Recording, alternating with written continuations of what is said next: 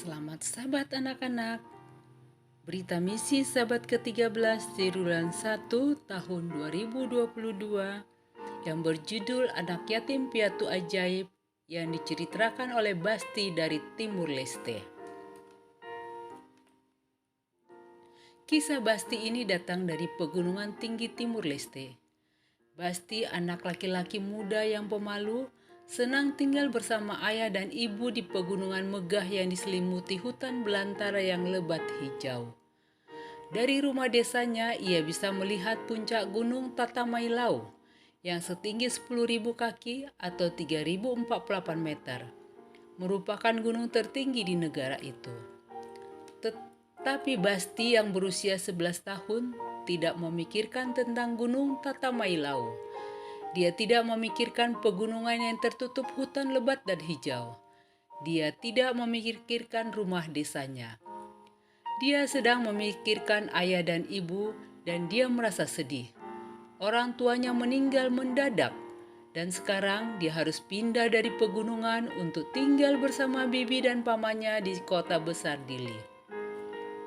Saat Basti bersiap turun gunung, dia bermimpi. Dalam mimpi malam hari, dia melihat malaikat putih bersinar dengan wajah yang sangat baik. Malaikat datang kepadanya dan menenangkan hatinya yang sakit dan masa depannya yang gelap dengan kata-kata tenang dan damai. "Jangan takut," kata malaikat itu. "Tuhan akan menjagamu." Ketika bangun di pagi hari, Basti yakin bahwa Tuhan akan menjaganya. Dia tidak tahu bagaimana caranya, tetapi dia yakin bahwa Tuhan mencintainya dan akan membantunya. Tidak lama kemudian, dia tinggal di kota besar bersama bibi dan pamannya. Ia merindukan kampung halamannya. Dia merindukan gunung. Dia terutama merindukan ayah dan ibu, tetapi dia tahu bahwa Tuhan akan menjaganya. Hari-hari berlalu, dia menikmati bermain dengan sepupu mudanya di jalan di luar rumah barunya. Dia juga mendapat teman baru, seorang gadis tetangga yang terkadang bergabung dengan mereka dalam permainan jalanan mereka. Gadis itu berasal dari keluarga misionaris Amerika yang tinggal di jalan yang sama. Basti mengetahui bahwa gadis itu dan sepupunya adalah teman sekelas dan belajar di sekolah yang sama. Ketika orang tua misionaris itu mendengar tentang Basti, mereka ingin dia juga belajar di sekolah tersebut, satu-satunya sekolah Advent di negara itu. Mereka berdoa dan hal-hal menakjubkan mulai terjadi. Pertama, ditemukan uang untuk membayar uang sekolah Basti di sekolah Advent. Kemudian bibi dan pamannya memutuskan untuk memberikan hati mereka kepada Yesus dan dibaptis. Basti senang pergi ke gereja bersama mereka setiap Sabat. Setelah itu, sebuah keluarga misionaris memutuskan untuk mengadopsi Basti.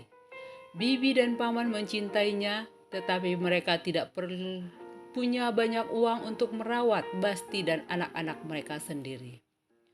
Keluarga misionaris itu sudah memiliki seorang anak laki-laki, Jira, dan mereka juga dengan senang hati merawat Basti. Saat ini, Basti adalah anak ceria dan aktif dengan banyak bakat.